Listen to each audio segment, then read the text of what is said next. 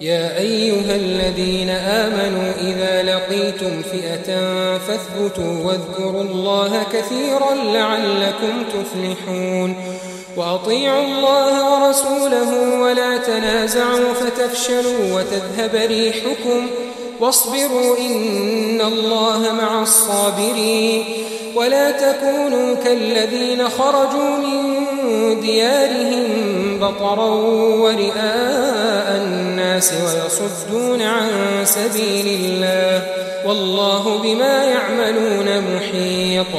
وإذ زين لهم الشيطان أعمالهم وقال لا غالب لكم اليوم من الناس وإني جار لكم